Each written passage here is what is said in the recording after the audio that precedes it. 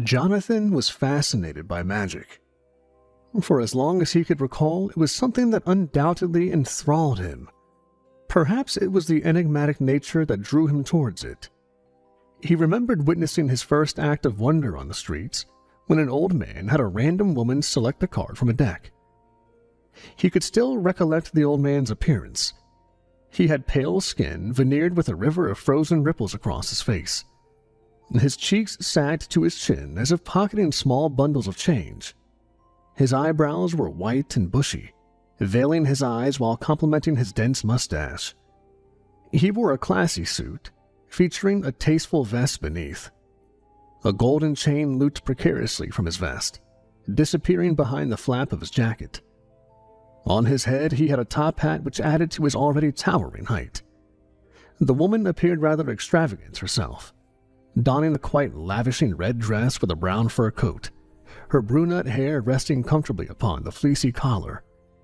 Even in the heels she sported, she barely measured up to the old man's chest. He had her gaze upon the card before returning it to its home in the deck, shuffling them while he entertained the audience with an array of phrases, gaining their laughter in return. After the cards had received enough attention, he fanned them out in a smooth and yet swift motion. Every card held their red backsides to the audience, all but one. In the heart of the arched row of cards poked a white tip of one rebellious one. At that moment there, everyone, including Jonathan, had gasped. The old man asked the woman to retrieve the card.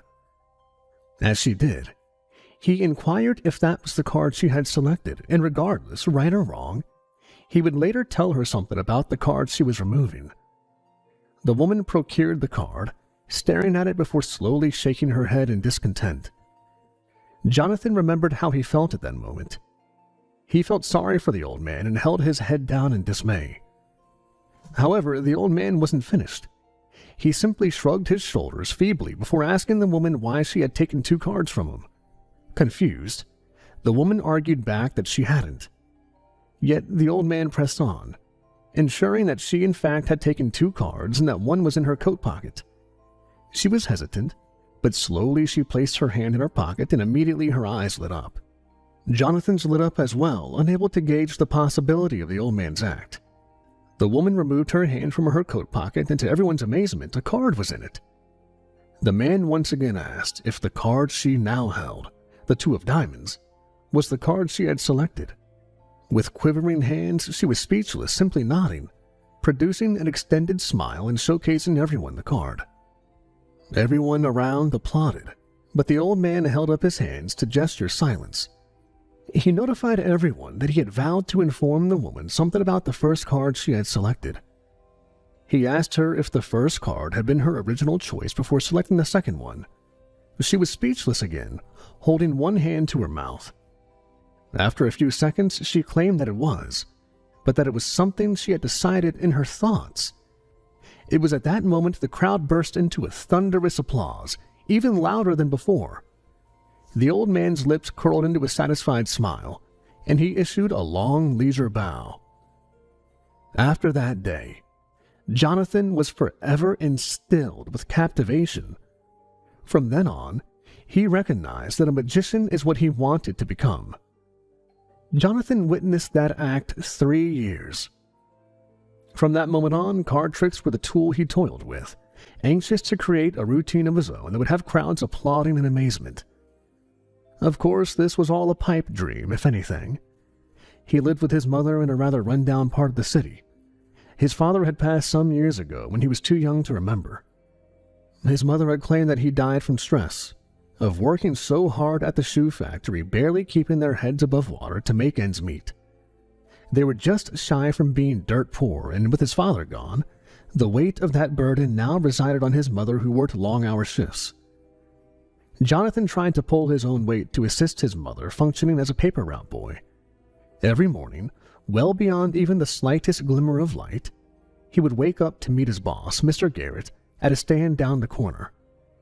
Mr. Garrett, who was a rather impatient, pudgy fellow, was reluctant to hire the boy at first, but caved after Jonathan proved his worth by working the first few shifts free of charge. Jonathan was hard working at his job, often finishing earlier than Mr. Garrett's past employees. Because of such, the man barely had anything to say against the boy. So when Jonathan went on again about the headline on the papers about the great Occam Cobb, he indulged the boy. Mr. Garrett, it's him again! He exclaimed excitedly. Mr. Garrett was lazily fanning through one of the papers. He was an objectively large man and always seemed to have a frown pressed across his lips. One of his hefty fingers rubbed his brow after correcting the cabbie hat on his head. Afterwards, he lugged his attention from the paper he was reading. "What's that?" he asked in a monotone voice. It's him! The great Occam Cobb! Jonathan answered, giving the name his best announcer voice. Mr. Garrett sniffed briskly before returning his attention to the paper. "Oh, that coot, huh? Is he still at it?" At it? He's the greatest magician in the world, and it says he'll be performing here all week starting next week. Mr. Garrett was silent, turning the pages nonchalantly. Mr. Garrett, did you hear what I said? He's coming here! Jonathan repeated in a voice even more excited than before. The elevation in his voice seemed to startle the man as if pulling him out of a trance. "That's great, kid," he said without looking up, the top of his hat bobbed from nodding. It's fantastic! Jonathan replied, staring wide-eyed at the black and white photo depicting a man. He was rather young, with black hair combed and greased to the side, complementing his classy suit. One hand rested just under his chin with fingers curling around it while an eyebrow was raised. His other hand poked from under his arm, clamped tight to a wand. His entire expression seemed as though he was peering deep into Jonathan's eyes, almost inquiring him if what he would see was genuine magic or deception. Occam Cobb was Jonathan's favorite magician, or perhaps idol was a better word for it. Although he had never attended a show of the man, the rumors of his talents and reputation were enough to fuel his imagination of what the man could do. He heard nothing less than Occam Cobb was a true magician of the ages, or Occam defies the laws of physics, or his favorite, the great Occam Cobb has surpassed all his predecessors, creating a new genre of magic. Of course, these were all headlines on the newspapers, but even the words from people were no different. Regardless, Occam Cobb was coming to his city to perform. The thought alone sent a spark of vigor through Jonathan's body. He immediately dug in his pocket to pull out a beaten set of playing cards. He was able to purchase them after saving up enough. At the time, he was uncertain to buy them, but his mother insisted that he could, since all he talked about was magic. She said it was okay and that it would be his early birthday present for that year. All right, Mr. Garrett. Can you pick a card, please? He asked, holding up the fanned-out deck. Mr. Garrett sighed behind the paper before dropping it and sluggishly grabbing a card. He quickly peered at the card, barely looking at the face before putting it back in. Jonathan smiled devilishly while shuffling the cards, attempting at once again to give his best announcing voice. So you picked that card, huh? You think that suit is the one to do it? It's possible I might never find it, but you can't resist the image of the card in your mind, can you? When he was finished shuffling, he put his finger on the top of the deck. The card on the top will be the one you pick. Are you ready? Mr. Garrett had a glazed look in his eyes, issuing another brisk sniff. With the awkward silence, Jonathan continued. Okay, is this your card? He said, lifting the card, revealing it to him. The card revealed a 3 of spades. Mr. Garrett nodded with an unfazed face. "Yeah, that's it. Good job, kid," he replied, returning to his paper. "You're all done for the day, right? You can go home then. See you bright and early tomorrow." Jonathan barely heard his words, having returned his attention to the picture in the paper. He smiled to himself, admiring the photo. He knew Mr. Garrett had seen the trick a million times. He needed to make a new trick, though, one that would surely blow the minds of everyone away. Better yet, if he could meet Occam Cobb, even if just for a second, he could show him his trick, and maybe it would be enough to amaze even the greatest magician. Occam Cobb would arrive in a week, which meant Jonathan had to create and perfect his trick in that allotted time frame. All throughout the next few days, he found himself contemplating on the trick, on what to do, and how to do it. He began multitasking, pondering while working on breaks, and even before sleeping at night. With the arrival of the magician coming closer, Jonathan began to worry he wouldn't be able to come up with a clever enough trick. However, 2 days before the inevitable, a new trick had dawned on him. Throughout those final 2 days, he practiced the trick intricately, even threatening to be late on a few deliveries. He became more and more obsessed to perfect it, making sure to pay attention to all the details until at last the week at hand had arrived. That day, Jonathan had never felt such a surge of anxiety and apprehension. He found himself stuttering a few times while talking to fellow customers, even with Mr. Garrett. You all right, kid? You were a little skittish today. For some reason, he had lost his voice at the point. He simply nodded a little. Mr. Garrett gave him a puzzled look, but gazed at the headline of one of the papers stating, "See the Great Occam Cobb tonight." You're nervous about that Cobb fellow. It really means that much to you, doesn't it? He noted, giving off the first smile Jonathan had ever seen. Tell you what, you can get off early today. Jonathan's eyes lit up. Really? Yeah, go on. Get out of here. With that, Jonathan took off, racing home, never stopping once until he arrived. He came across his mother, who happened to be on her way out. She was a frail-looking woman with a face stained with light wrinkles, mingling of stress and exhaustion. She stood with a slight hunch, more than likely a result from preserving the posture at the sewing factory.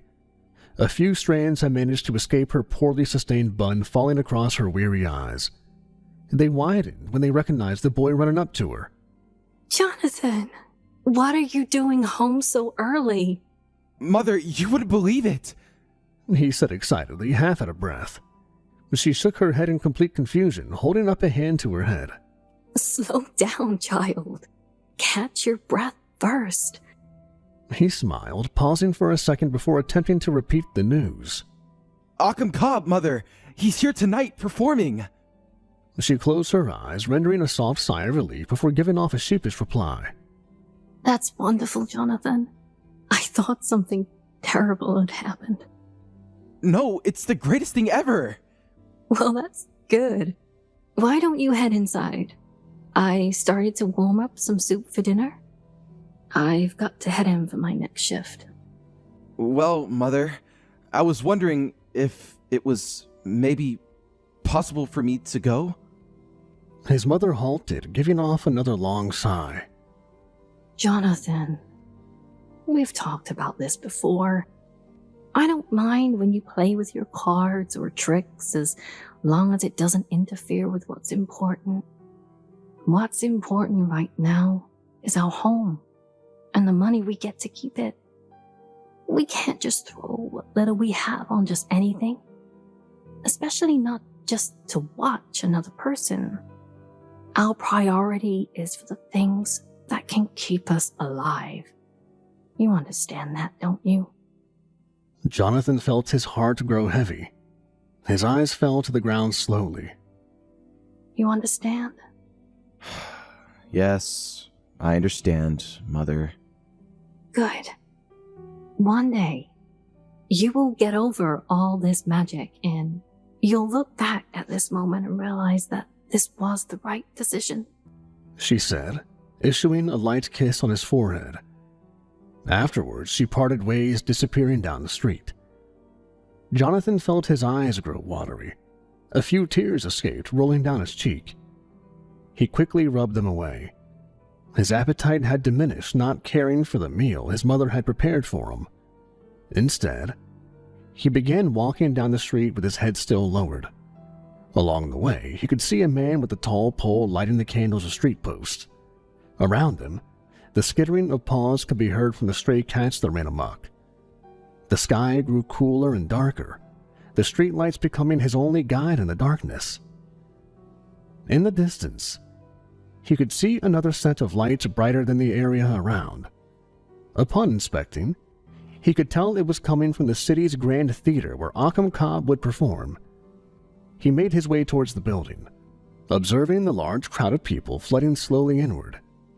"Witness the Great Occam Cob" was spread in large letters across a long banner hanging in the front. The people were all dressed lavishly, with men in noteworthy suits, some with comparable top hats, even a few with canes. The women wrapped along their arms were ones to gleam as well.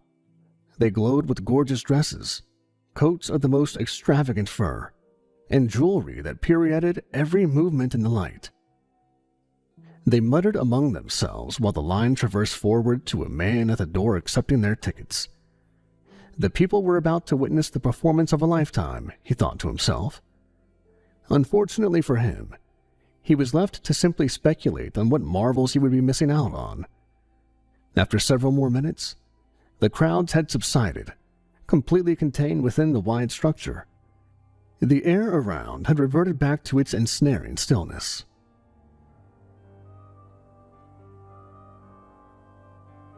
Jonathan sat across the building with his knees to his chest, resting his head atop. He listened as an orchestra could be heard blaring their instruments from inside, followed by a thunderous applause. For every long pause of silence, the orchestra would intervene, followed by another round of clapping. He was ready to return home until he was startled by a man exiting the side of the building. He was carrying a box and tossed it to the side before re-entering. Jonathan bit his lip, thinking for a second. This was his chance, and it might be his only one. He nodded his head and quickly made his way to the door. After waiting a few seconds, he attempted to turn the knob. It twisted open without effort. He carefully glanced around before entering, shutting the door behind him. Inside, he found himself to be in a poorly lit storage room. Stacks of old wooden crates towered around, some entangled in long, dusty cobwebs like fish caught in nets. The air itself smelled of oil fluid and musty loaves of bread. The amount of dust in the air managed to tickle the back of his throat. Jonathan continued through the room, being cautious to not draw attention to his presence. The faint light seeping in the room emanated through the cracks of a large set of wooden double doors. Sneaking to the doors, he placed his ear up against it to listen. He heard a few voices on the other side before they grew faint in the distance. Carefully, he gave the knob a twist, all the while pulling the door open to take a peek inside. Immediately, his face met with a calm airstream flooding his nose with an aroma of rich, sweet fragrances he couldn't describe. His eyes regarded a massive candlelit hallway decorated with walls of gold and white. Golden columns permeated from the walls expanding to the ceiling, running along both sides of the hallway. Exquisite portraits draped the walls amid the spaces of the columns, each depicting a man or woman posing in a manner of prominence. A radiant red carpet accompanied the hallway, gracefully stretching down its wide corridors. Jonathan's eyes widened, taking in the glorious sight behind him. He had never known such a beautiful configuration existed. Another loud applause from further within drew his attention back to the sights that captivated him. He frantically looked around, attempting to find some manner of entrance that could grant him an audience to the show. Making his way down the hallway, he came to a large circular room. The room was similar to that of the hallway, containing identical golden columns hugging the walls with more portraits just the same. However, a few sets of furniture were present, including a few chairs and tables that could entertain many people. Another hallway could be seen to the right, where he heard the applause erupt louder. Jonathan was ready to head towards it, but began to hear voices from within approaching his direction. Panicking, he quickly looked around the room to locate a place to conceal his presence. Finding nothing, his heart began to race frantically until he noticed a wooden staircase to the left. Without hesitation, he bolted up the stairs, which led to a stiff door. It took several pushes with his shoulder, but he was able to finally budge it a second before the voices arrived in the room below. The new area he had entered appeared to be an attic of the sort, housing similar stacks of crates like below, entangled in the cobwebs. A few rats scampered across the floor before disappearing into the darkness. The attic itself was hard to see in, with minuscule strands of light escaping out through the cracks of the floorboard. While he stood there, letting his eyes adjust to the dark, a voice startled him. It sounded muffled, but spoke as if addressing many people. It sounded near, so he began making his way through the attic, using the voice as a guide. He held his hands up to prevent himself from walking into any of the stacks. Even so, he tripped a few times. He finally came across a wooden frame with a set of old curtains drawn across. Behind the curtains, he could hear the applause even louder. His heart began to beat faster with anticipation. He reached for the curtains, pulling them to the side. Immediately, a cloud of dust was released into the air. He coughed a little while fanning the smog of particles away. When he gazed back at the window, his heart dropped. Below him, he could see countless rows filled with people down in the theater. All of them were at the edge of their seat, admiring the prospect before them. Jonathan's eyes surveyed through the rows, guiding them to where the rows met the stage. Before he could view the man upon it, he heard his voice echo throughout the air. Ladies and gentlemen, thank you for being the lovely audience that you have been all night. Jonathan's eyes grew wide while a smile formed into a full-blown grin. It was him, the great Occam Cobb. With all his luck in the world, his eyes were able to gaze upon the greatest magician of all time, and without a ticket. The stage was massive with tall velvet curtains to its side, looming to meet the height of the immense ceiling. Occam Cobb himself appeared trivial upon it, but confident with his arms extended out, radiating from the illumination focused on him. It is with my greatest pleasure that I introduce to you the final and most intricate spectacle in my hat to conclude this miraculous evening. Two women appeared from opposite sides of the stage, each rolling a tall, thin black box that stood vertically. Each box had golden letters engraved upon them. The first displayed witness, while the second, greatness.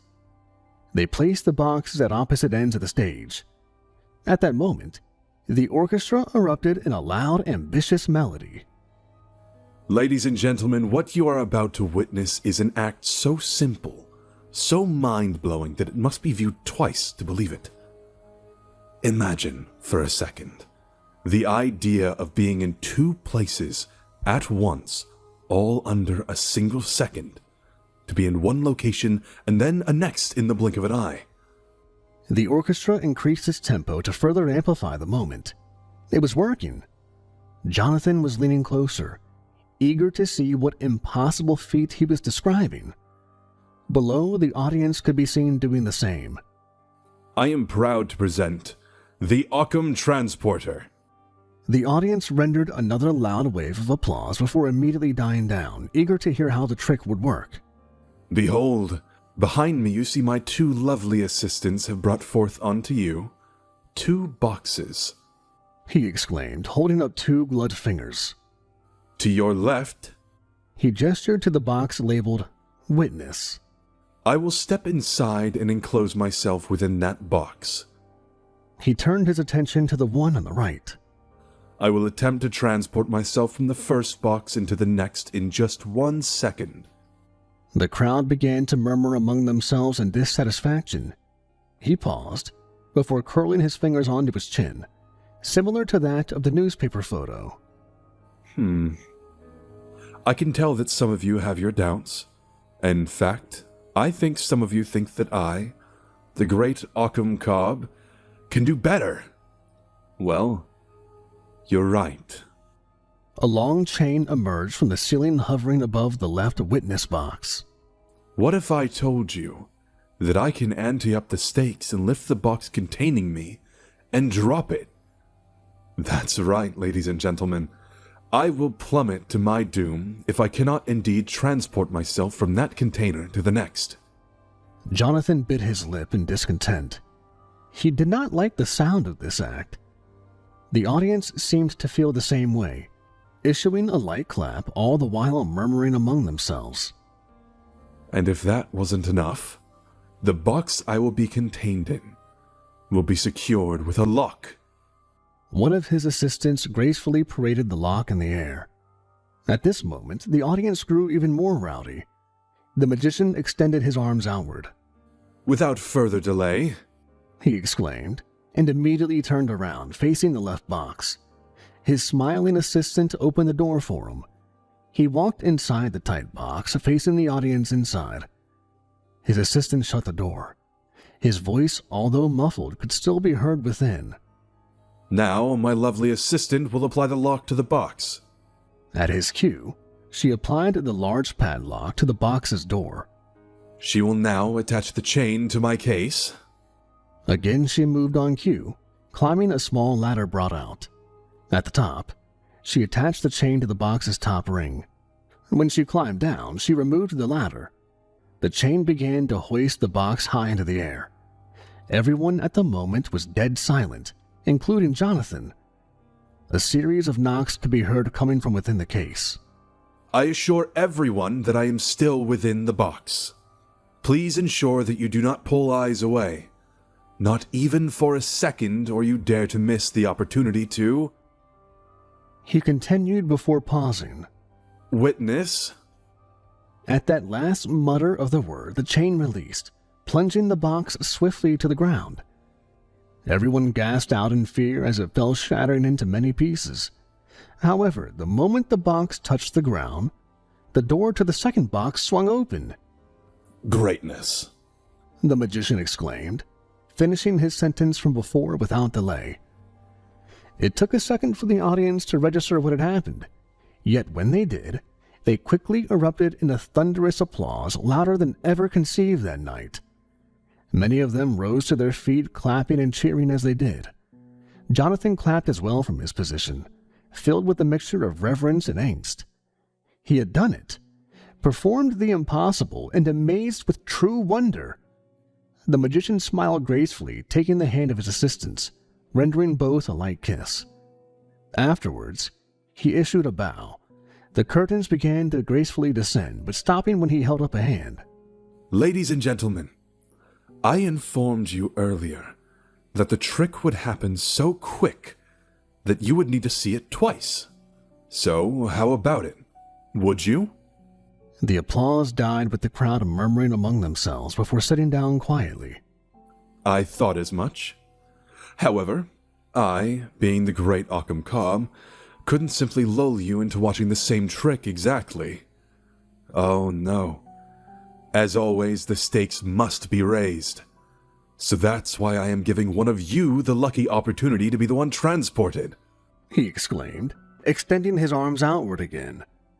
A slight delay occurred before the audience issued a light clap, continuing to murmur amongst each other.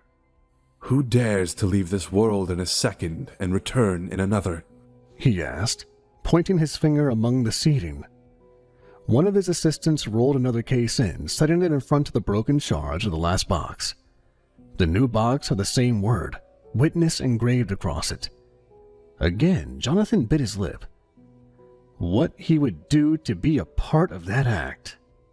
I assure you, ladies and gentlemen, that the box will not be suspended like the other. So there is no cause for alarm. So who will dare take the trip? Who will venture into the unknown? There was a long pause until a man abruptly stood up from the back. I say, sir, we have a beautiful woman back here who would love to volunteer. The woman sitting next to him shook her head in dismay, playfully hitting the man to stop. However, he pressed on, jokingly urging her to do so. Ah, yes, come along, milady. Jonathan could see her crossing her arms in discontent, firmly glaring at the man still standing beside her. It looks to me the lady is shy. The crowd released a chortle.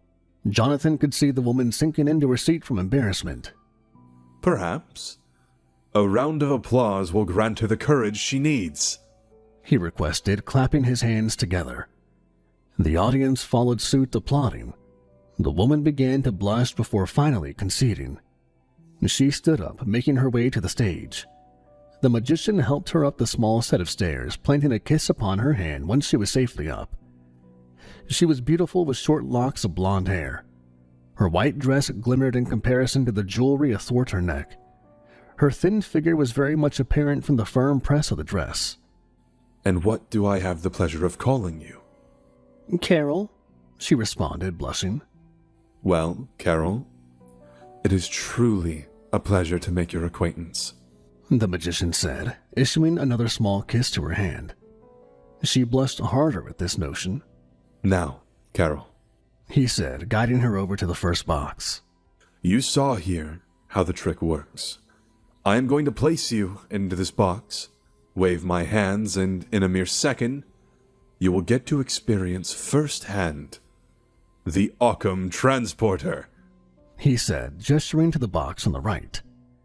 The woman swallowed a little. She spoke rather soft, her voice barely carrying across the stage. What do I have to do? The man smiled, turning his attention to the audience. Carol, here, asked a very important question.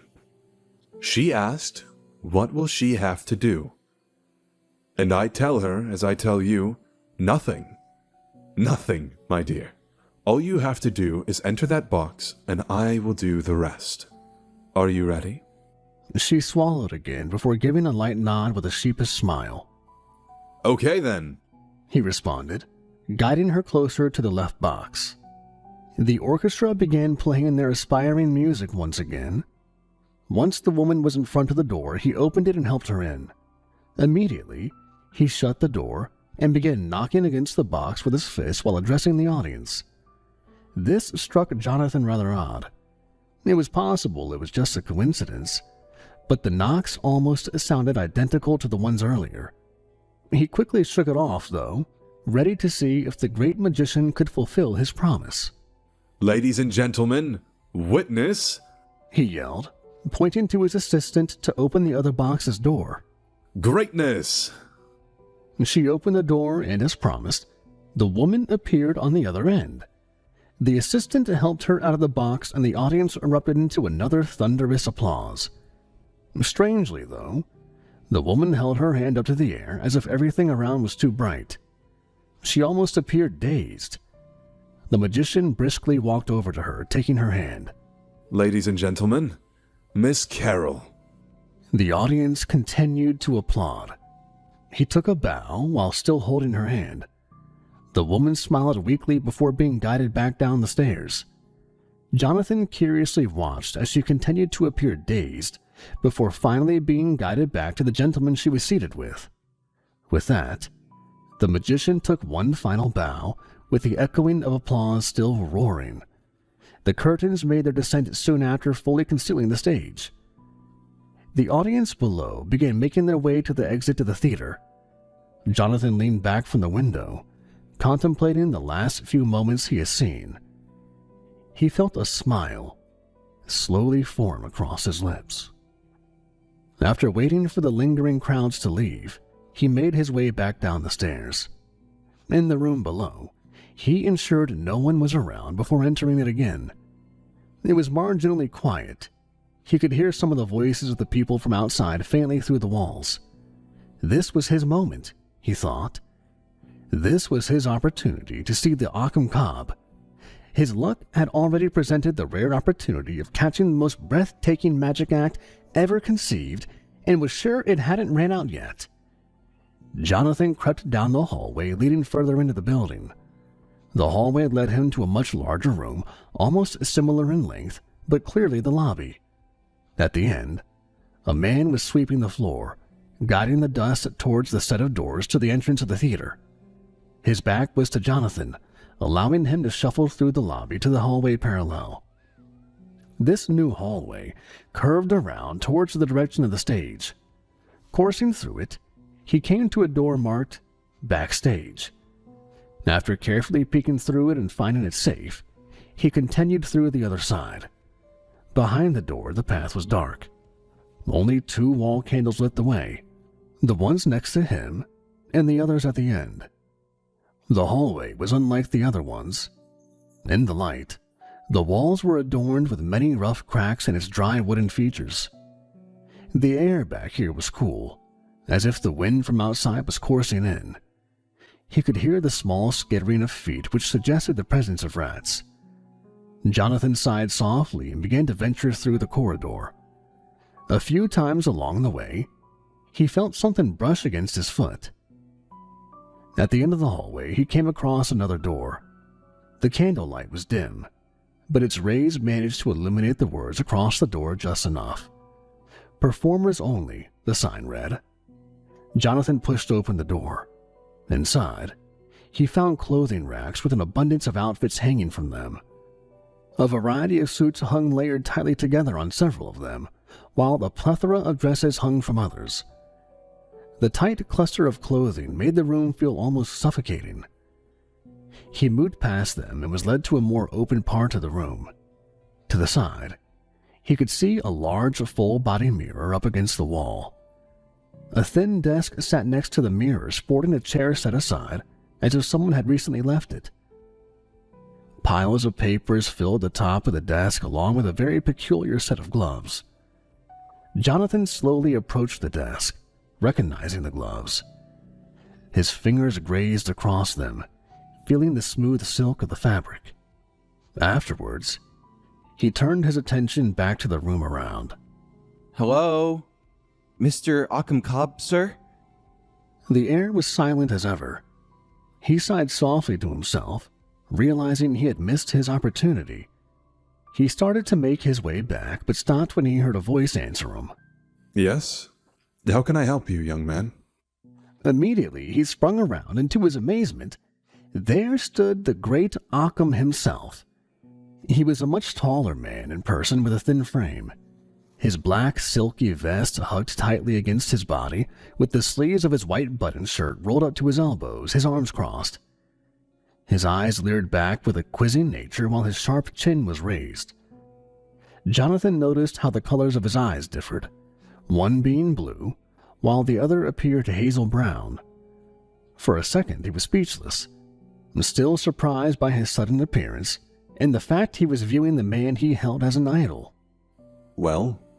Occam continued. Finally, he managed to find his voice. Yes, sir. I just wanted to inform you that I'm your biggest fan. The man was silent before replying. Is that so? Why are you back here?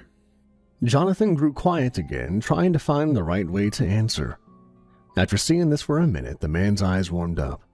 A smile grew across his face. Did you see the show? Yes, I did.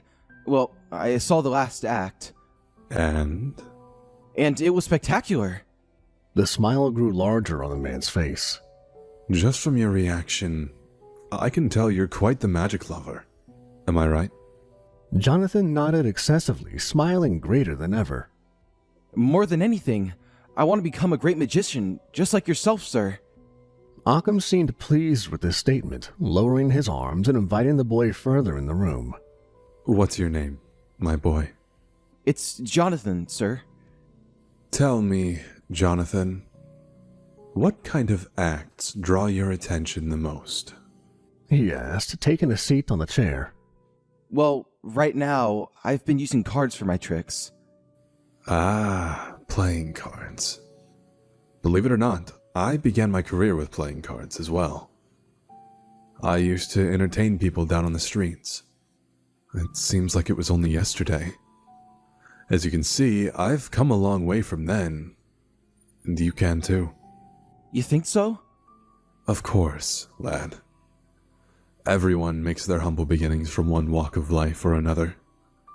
The important thing to remember is to not forget why you love magic. Your love of magic will keep you going even through the times that grow rough. And believe me, there will be some. Jonathan nodded, taking in the advice. Well, sir, I would be lying if I didn't tell you the real reason why I'm here. Oh? And what is that? Well, I wanted to show you a trick of my own, if that's okay with you. The light in his off-colored eyes seemed to grow brighter at the request. He returned another worn smile before crossing his legs and laying his chin in his hand. I would be delighted. Excited, Jonathan pulled out the deck of cards from his pocket. Occam stared with distaste when he caught sight of the worn-out appearance of the cards. I can tell you've been hard at work. However, those cards most certainly will not do. He scoffed. He pulled out a box of cards from his pocket and held them out for the boy. Jonathan simply looked at the box depicting the image Occam on the front, and then at the man with uncertainty. Please, take them. You can use them when you become the next great magician. A great magician always performs with his best. Jonathan smiled gratefully, taking them. Occam took his beaten deck and placed it on the desk behind him. Jonathan removed the cards from the box. The fresh scent of the cards filled his nose, an aroma he hadn't experienced in a long time. He carefully stuffed the box in his pocket as to not damage it and began shuffling the deck. He was nervous, feeling his heart heatedly pound against his chest. He glanced at the magician ever so often while shuffling the cards. The man was instinctively focused on them. It was clear he was no stranger to hasty deceits that the hand could portray with cards, even in the initial shuffle. This notion only further instilled tension in his heart. After the cards were thoroughly shuffled, he took a deep breath. There was nothing to worry about, he thought. He had practiced for days with little end until his very hands cramped from fatigue. He just had to perform the trick one more time. He held out the deck of cards, still stacked neatly. Can you please select the card on top, sir? The request seemed to puzzle the man. You want me to select a card now, without fanning them out? Jonathan swallowed at this before answering with a slight squeak in his voice. Yes, sir. Occam frowned a little before picking up the card to view. Do not let me see the card. Jonathan split the deck in half, holding each part in one hand. Okay, if you would, sir, place your card back in the deck. He continued, holding the hand with the lower portion of the deck out. Immediately, the magician complied as instructed, setting the card face down. Following the action, Jonathan placed the upper set of cards atop. I will now shuffle the cards, he informed, beginning to mix them. Without warning, the cards suddenly slipped from his fingers, scattering across the floor below. Jonathan froze, closing his eyes in shame while biting his lip. Occam was unfazed, although his displeased expression had expanded across his face. That's quite all right. Accidents happen, my dear boy. The show must continue nonetheless. Jonathan nodded and began picking up the messy array of cards. After a few moments, he managed to obtain them all, standing up ready to face the magician again. Is it okay if I start over? Occam issued a light head nod, still residing in his previous posture. Okay. Jonathan began. He started to shuffle the cards again. Once the tiresome act was completed, he held out the deck for the man to choose a card for a second time. However, once he reached out a hand to pick a card, Jonathan immediately retracted the deck away. Is there something wrong, my boy? Occam questioned with a baffled look. Well, sir, I was going to have you pick a card, but I realized you never returned the first card you selected. The man's brow furrowed heavily as a profound contortion appeared across his lips. I assure you, my boy, that I did indeed return the card. Perhaps in your mishap you did not pick it up? How would you know otherwise? Perhaps you're right, sir. I guess I must have missed the one under your foot. The man took a second to gaze down, lifting his foot, and to his surprise, a card was face down underneath. He picked up the card, attempting to hand it to the boy until his eyes glanced at his face.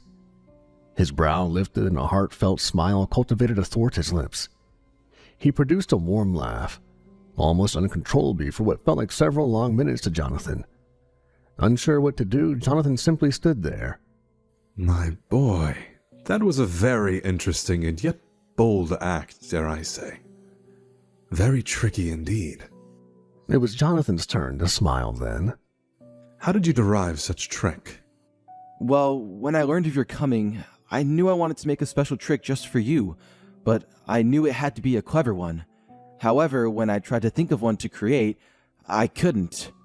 The trick I presented to you now was like the one I saw performed by an old magician on the streets. His act was similar, but more elaborate. At the time, I didn't know how he did it, but later, I figured it out. That act is what drew me into magic in the first place. Occam placed his hand on Jonathan's shoulder, simply amused. It is moments like those that true magic is realized. To have the idea to instill the same spellbinding moment that was casted upon yourself onto others. Thank you. for sharing your act with me, Jonathan. No, thank you, sir. Jonathan replied, rendering a light bow. After issuing one last appreciation, he began to make his way out. How would it sound, Occam called out behind him.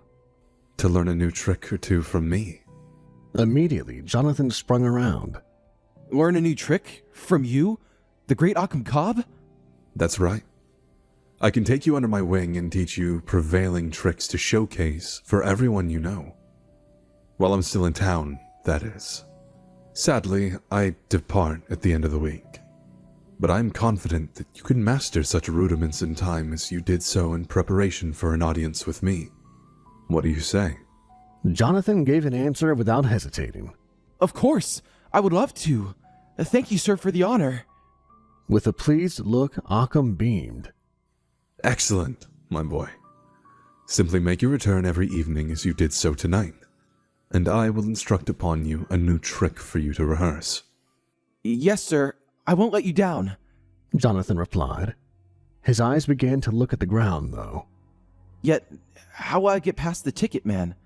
To tell the truth, sir, I didn't exactly walk through the front door to see the show. The man produced a light chuckle. With the card from earlier still in his hand, he cupped it before revealing it again. It had changed.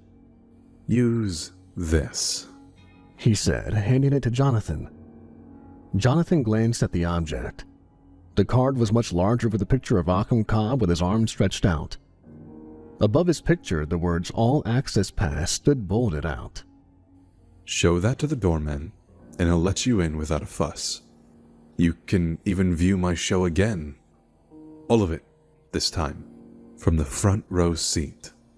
Filled with joy beyond measure and without warning, he gave the man an alarming hug of compassion. The notion caught Occam off guard, but he quickly collected himself. After the tenderizing moment, he bid the boy farewell. A few tears had formed in Jonathan's eyes, but he made sure not to reveal them. He simply made his way out to the door with his prize pass in hand and a new deck of cards. Promptly, he halted on the other side. He realized he had forgotten his old deck of cards being caught up in the moment earlier. Sure, he had new cards, but he wanted to only use them when performing in front of others like Occam had instructed. He decided that his old cards would be the deck to use while he practiced. He returned through the door, ready to excuse his second intrusion, but was quickly terrified at the action he perceived. Occam Cobb was nowhere to be seen. Well, almost. The moment he stepped past the clothing racks, he witnessed the back heel of the magician pull through the mirror on the wall, vanishing on the other side.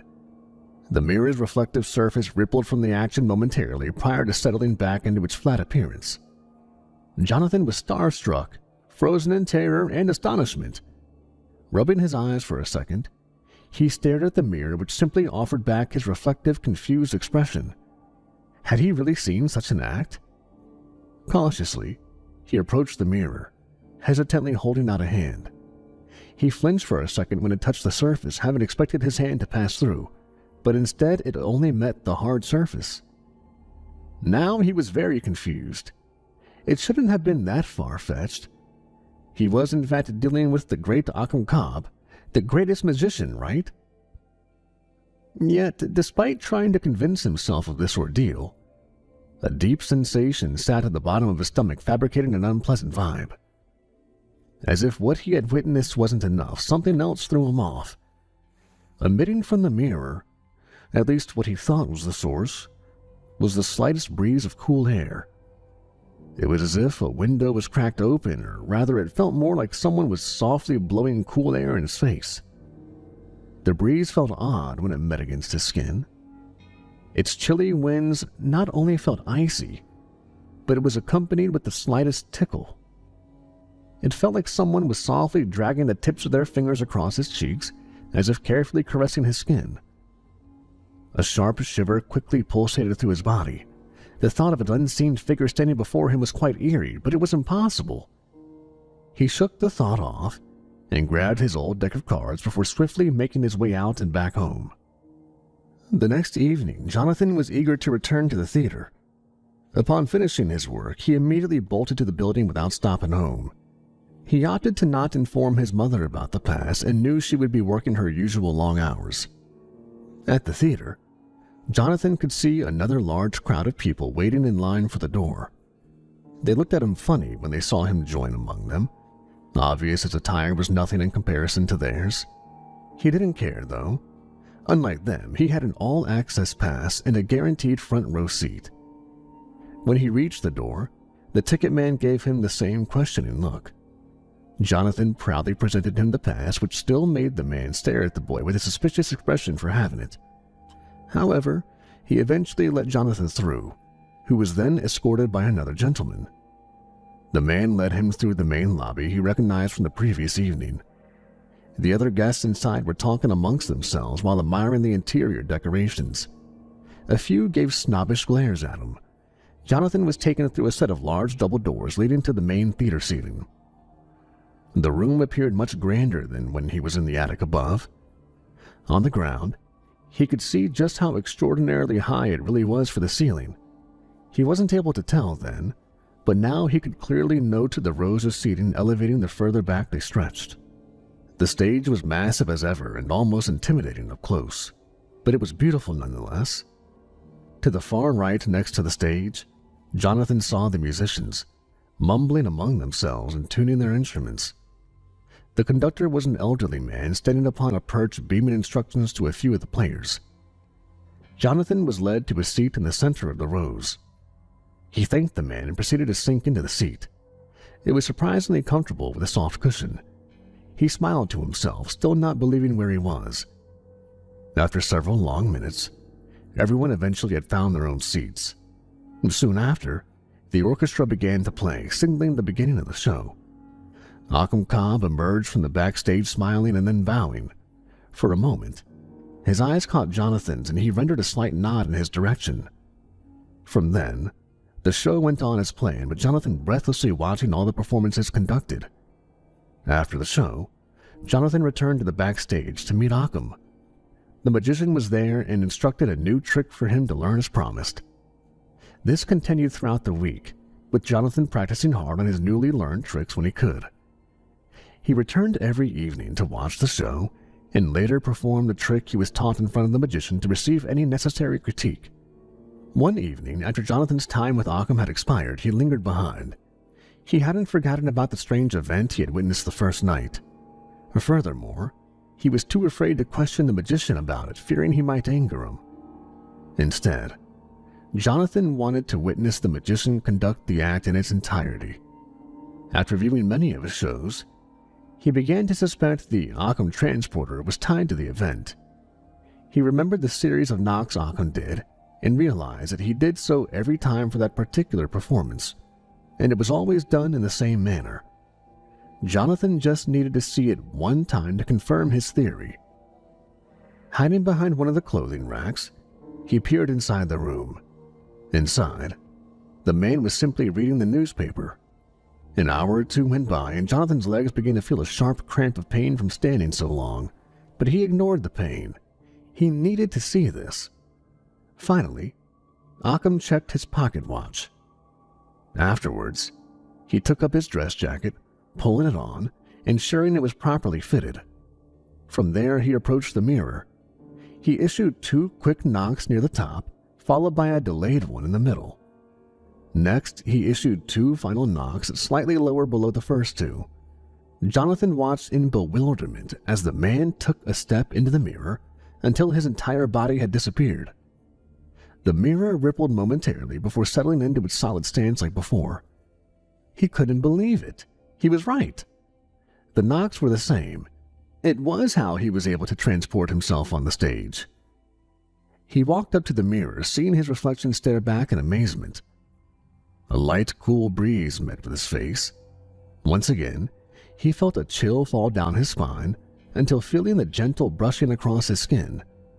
It felt stronger than before, as if several more fingers were eerily caressing his skin in long strokes. He shivered out of impulse, attempting to brush the feelings away. He bit his lip again. Curiosity had fixated its roots unfathomably in him. He needed to know what was behind it. Raising a shaking hand, He began to mimic the knocks of the magician. Upon issuing the final knock, he could tell the mirror had changed. It was no longer just a mirror. He held up his hand to the surface, slowly edging towards it. He could feel the draft against his hand, the feeling of many more ghostly fingers brushing against it. When his hand finally met with the surface, it felt like it was being submerged into an icy pool of water. The mirror rippled across, distorting his reflection. This was it, he thought. He closed his eyes and stepped forward, completely submerging inside. Jonathan stumbled in, reaching the other side of the would-be door. At first glance, he thought he had forgotten to open his eyes, but realized that he had done so after blinking a few times. The world around, everything, was completely black. His eyes could not distinguish if the ground existed or if he was floating in an ocean of nothingness. It all seemed like one. The same waft from before streamed around him effortlessly. Its invisible fingers now evolved from caressing his skin to tapping as if someone or something was trying to gain his attention. With each tap, he spun around, his heart colliding against his chest, expecting to meet the face of his would-be tormentor, only to be met by the perpetual void around. The taps grew in frequency, touching him all over. The more they did, the more they felt like hands. Hands that were brushing, caressing, and grabbing. He couldn't help but jolt in fear to every direction he felt. Each sensation felt new, never like the other, only instilling more terror. His eyes scanned in horror at every angle, but darkness was all he could see. At moments, it felt like his eyes could perceive a strange figure or shape before him, but when he blinked, it mended back to the same veil of black. It wasn't just the hands that were tormenting him. It was the obscuring darkness, too. He could feel his stomach churn, feeling nauseous as if the world around him was spinning, not him. Even his head felt light. He needed to get out. He couldn't bear this world any longer. He couldn't control his breathing. Was the area getting smaller? Was it even as big as he thought it was? Maybe it was all just a small room, and he was trapped inside. He reached around, hoping to feel the entrance for the mirror, but all he could feel was empty air. His heart's tempo was now an echoing crash against his chest, beating in his ears like a ceremonious drum. He flung his arms around helplessly, hoping to feel for anything. Without warning, he felt something forcefully grab his hand, yanking him forward before harshly letting him go. He immediately shrilled out in horror, falling back and shutting his eyes. Tears managed to escape through his eyelids. I want to go home. I want to go home. I want to go home. I want to go home. He repeatedly whispered to himself, rocking softly. Hesitantly, he slowly opened his eyes, ready to gaze upon whatever horror had grabbed him. Yet, his eyes once again only met with the teasing black obscurity.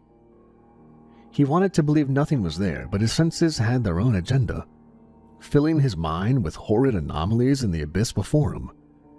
There's nothing there, he thought to himself. He needed to believe it. Jonathan didn't know what to do. What was going to happen to him now? Was he going to die here? And if he did, no one, not even his mother, would know what had happened to him or even where to find him. A few more tears began to stream from his eyes with the realization of the inevitable hopelessness. Upon lifting his hand to rub them, he noticed a faint light across it. A light glow emanated from his hand. It looked as though his fingers were covered in ink or paint of some kind. Inspecting the ground, he realized the origin of the strange substance derived from whatever appeared to be a footprint. It puzzled him because he hadn't noticed it before. Perhaps his eyes hadn't adjusted yet.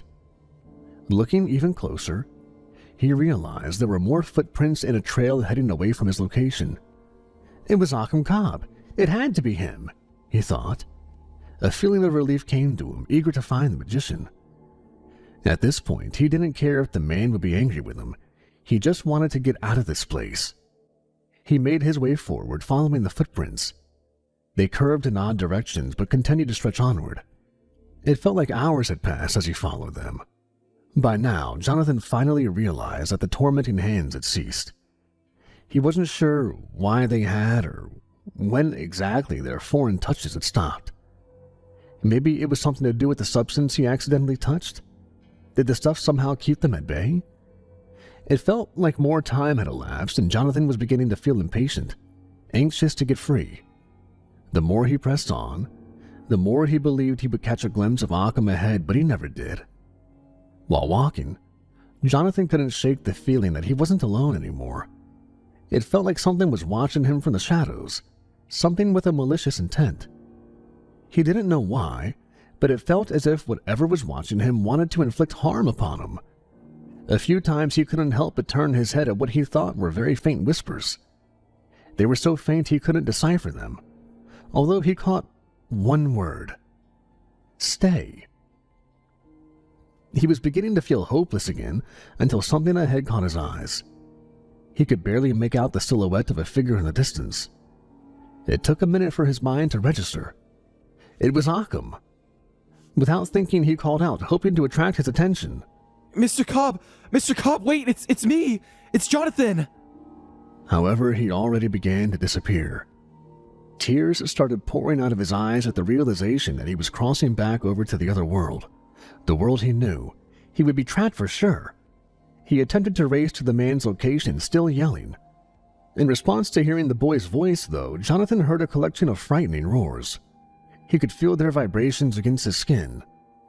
All around him, he could hear the harsh pounding of feet, as if a stampede of large beasts were sprinting towards him. Whatever dwelled in this darkness, it was coming for him. He was now at a full sprint, focusing his eyes on the last location he saw Occam. The things behind him were closing in on him quickly, their roars echoing all around. Below him, Jonathan's eyes watched in horror as the glowing footprints started to fade before him. He could start to feel the tips of fingers touching his face again, now accompanied by the whispers. The whispers grew louder, amplifying into deafening roars, all blaring the same single word: stay. Hot tears continued to fall from Jonathan's face. His lungs were burning profusely. He couldn't stop now. He knew the things were right behind him, ready to do God knows what to him. His legs began to cramp from exhaustion, but he ignored the pain with all his willpower until he slammed into what felt like a wall. A sharp pain spread across his nose and lips. His head was throbbing immensely. Despite this, he stumbled quickly to his feet, feeling across the would-be wall. Behind him, he could hear the pounding of feet and roaring growing closer. His head was full of the voices now screaming the word at him. The feelings of hands had escalated to painful grabs. They were squeezing him tightly, holding him back for the beings behind him. He screamed uncontrollably while banging against the wall to be let out, but was given no response. He could feel the invisible hands tug at his shirt, now pulling him back, practically dragging him with great force. He could feel his body begin to lose balance. When he glanced back, he could barely distinguish a large mass of black figures, blacker than even the world around, darting towards him. How could something be darker than this abyss? Suddenly, he felt a hand grab his arm and promptly jerk him forward through the wall onto the other side. Blinding light consumed Jonathan, throwing him momentarily into a realm of pure white. When the light subsided, his eyes came into focus upon the concerned gaze of a man before him. It was Occam Cobb. The remaining world came into view. They were in a room, a fairly big one. It appeared very elegant, garnishing a large king-size bed. Several pieces of furniture sat around the room, glowing in an ostentatious brown that was similar of the walls around. The sweet aroma of fruit and honey graced the air. Upon seeing Occam, Jonathan swiftly embraced him, clinging tight. He shook endlessly, not letting go, with tears streaming down his face. Occam held a confused and guilty look on his own face. It's all right, lad. You're safe now. Occam said, calmly rubbing his back. After several minutes, he pried the boy loose from his chest, promising another set of assuring words for his safety. He left into another room momentarily when Jonathan could hear the sound of water. Shortly after, Occam returned with a wet towel in his hand. He gently brought the towel to Jonathan's face, who felt a sharp pain when he did. I'm sorry, but your nose and lip is bleeding. Words finally returned to Jonathan. Oh, where are we? In a hotel, not too far from the theater. Occam replied, still applying the towel to his face. I know what you're thinking right now. I know you must have so many questions. Jonathan remained silent, looking down at his arms, which were plagued sparsely with purple bruises. The imprints of fingers and even full hands could vaguely be seen embedded among them. Occam continued, saying that it's a lot to take in, especially since that's how he felt when Occam first went there himself. Jonathan asked, "And where is there?" Occam became motionless. After a minute, he sighed and made his way to the bed to sit. I suppose you deserve an explanation. In my early career, before all the fame, before I had a single cent to my name, and the name Occam Cobb was but just that, I traveled the world. Back then, I was an ambitious one, eager to find better ways to improve the little tricks I had mastered. You see, my boy, I know what it feels like to endlessly search one's mind for an idea to create true wonder in people's eyes. What I did come up with didn't seem flashy enough. They were all just foolish little tricks. Child's play, really. Pardon my words. He paused for a second to run his hand through his hair. I wanted to show people real magic. I craved for it so much that I was willing to do anything to get it. Unfortunately, I found what I was looking for. I had a rather wealthy friend who was in debt to me. In return for his assistance, I was willing to consider the debt paid. So he funded my travels, including any guides or translators that I needed. My travels brought me to the heart of the East, where I stumbled upon an old underground site. You should have seen it, my boy.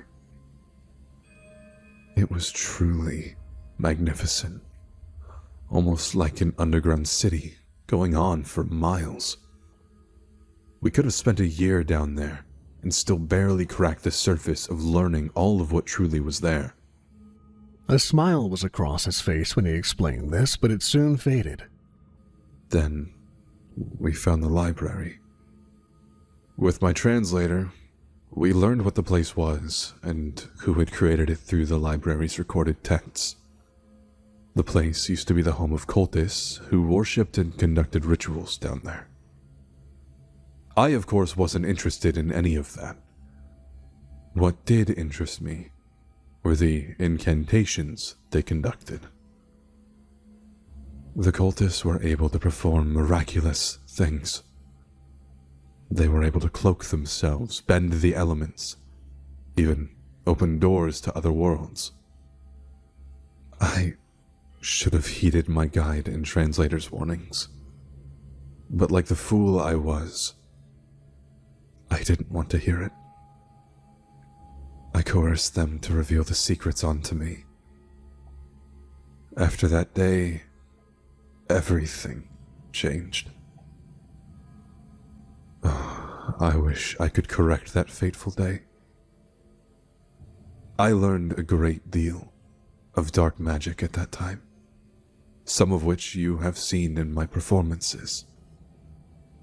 However, the most noteworthy one you know to be the Occam Transporter. The simple act involves opening a door to another world as noted. In that world, time doesn't exist.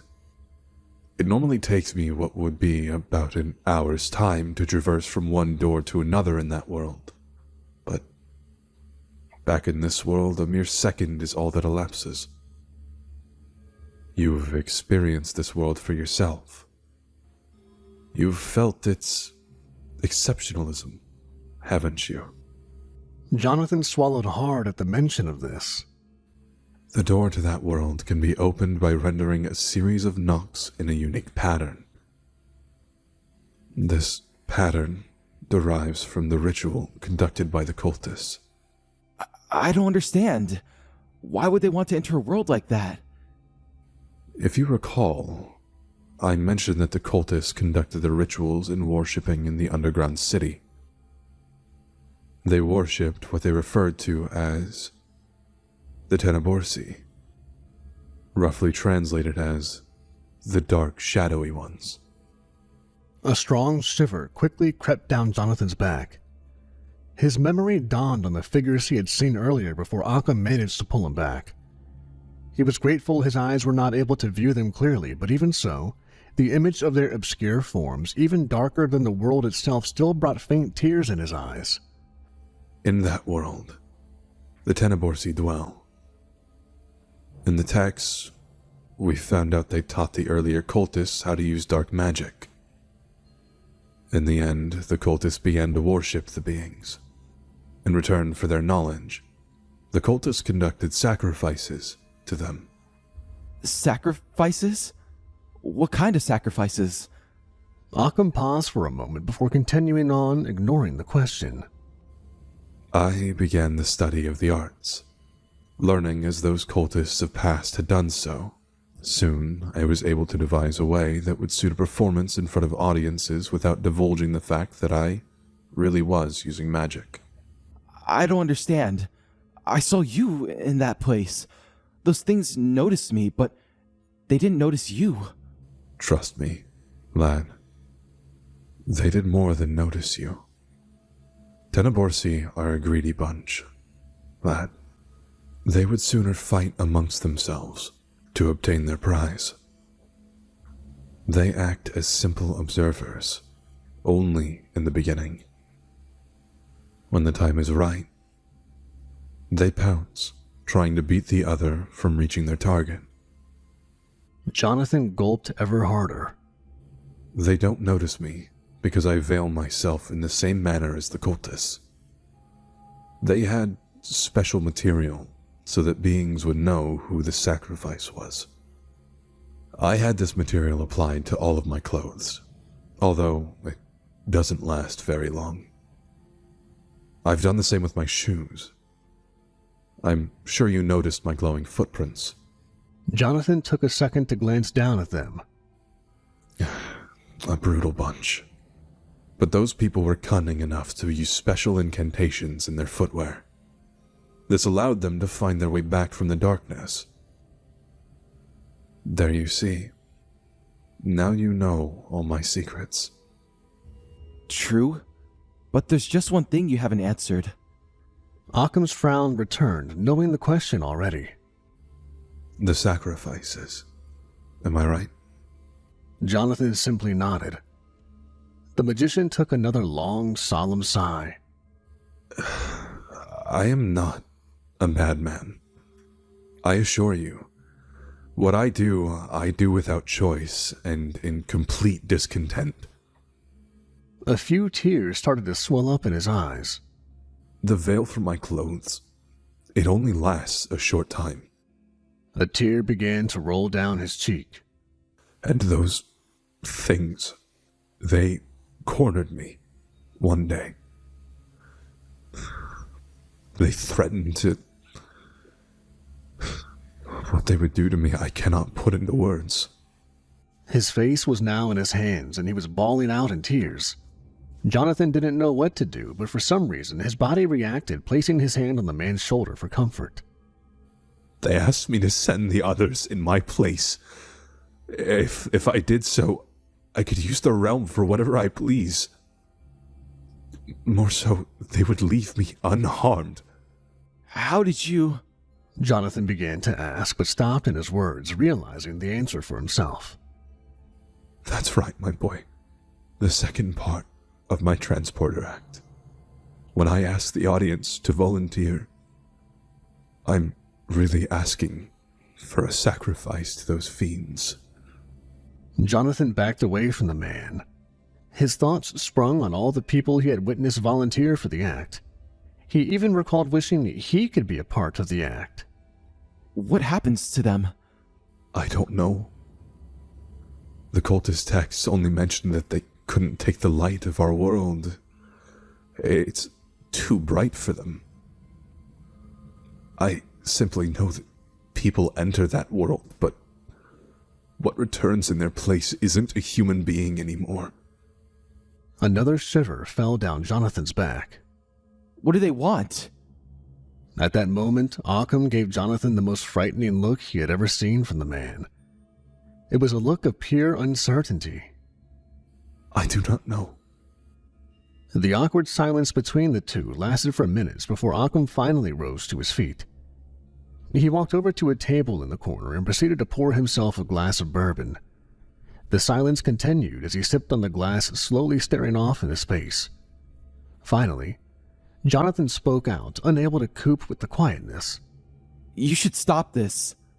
Occam appeared unfazed at the words, as if not hearing them. Jonathan repeated his words. In return, Occam chuckled to himself. If only it were that simple, my boy. But it is. You can't keep handing these people over to them. You're killing them. They are killing them, lad, not I. I'm simply a courier, he said, sipping his glass without looking back. Handing them over makes you as much of a killer as them. The words did not seem to sit well with Occam. He threw his glass into the wall before running up to the boy and grabbing him. I am no killer. I am nothing like those things. They do it. It's all them. It always was. His eyes blared like a madman, peering deep into Jonathan's as he shook the boy. Seeing the fear engulf the boy's eyes, he swiftly released his grip. I'm sorry, lad. I can't do what you're asking of me. Every time I enter that world, I am reminded of the horror I do. I can feel them touching me, feel their sorrows seep upon my face. I'm sorry. My hands are tied, and I don't know what to do. Jonathan placed his hand on his shoulder. You once told me to never forget why I loved magic, that my love for it would be the reason enough to help me through the rough times. What this isn't magic. It's evil. You know what to do. The man calmly looked at Jonathan, pulling away soon after. I'm sorry, child. I cannot do what you ask of me. With that answer, Jonathan reached into his pockets, pulling out the 2 decks of cards, his worn-out one, and the newer deck given to him by Occam. He handed the cards over to Occam, who returned a puzzled gaze. Afterwards, he slowly walked over to the door. It's my life or theirs, child. Occam muttered weakly with a trembling lip. Jonathan opened the door, turning around to the man. I know. I also know you lost your love for magic. You used to be Occam Cobb, the greatest magician in the world. You were my idol. Right now, it's your life you love the most.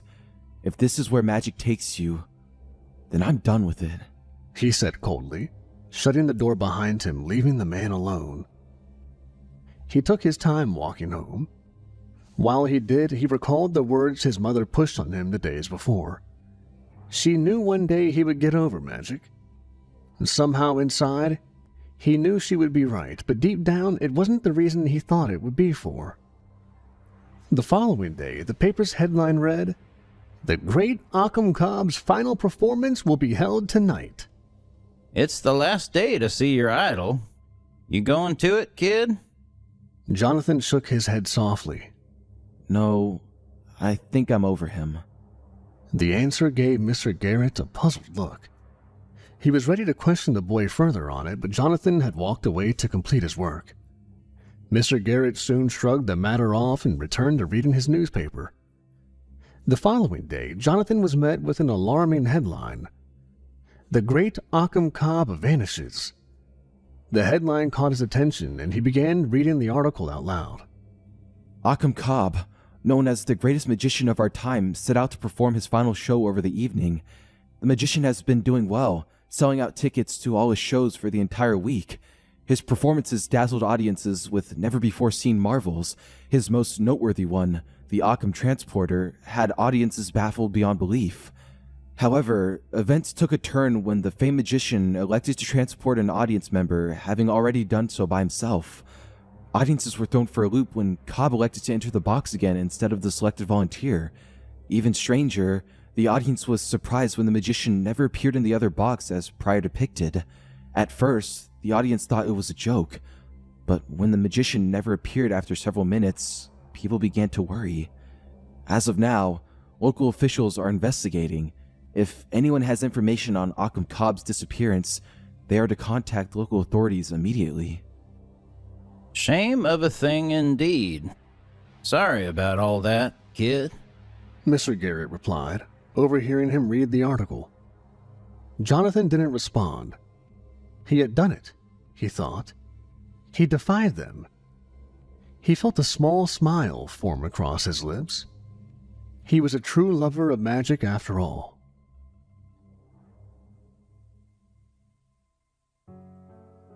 Many years later, Jonathan became a successful businessman. At some point, he managed to earn enough to take care of his mother. They moved away from the city, owning a nice house in the countryside.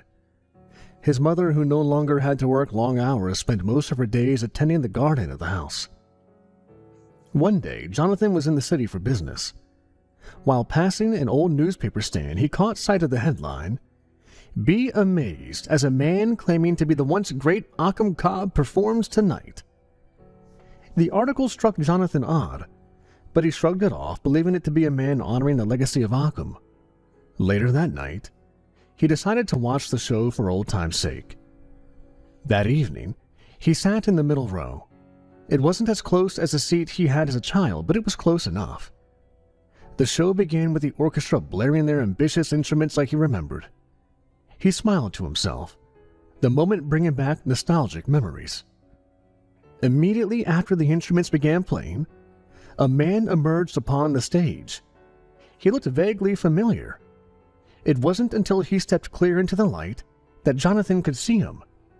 When he did, his heart dropped and his eyes grew big. There, standing on the stage, was Occam Cobb, who appeared as if he hadn't aged a day since the last time he saw him. Even stranger, Occam appeared to squint many times, as if the light was too bright for him to bear.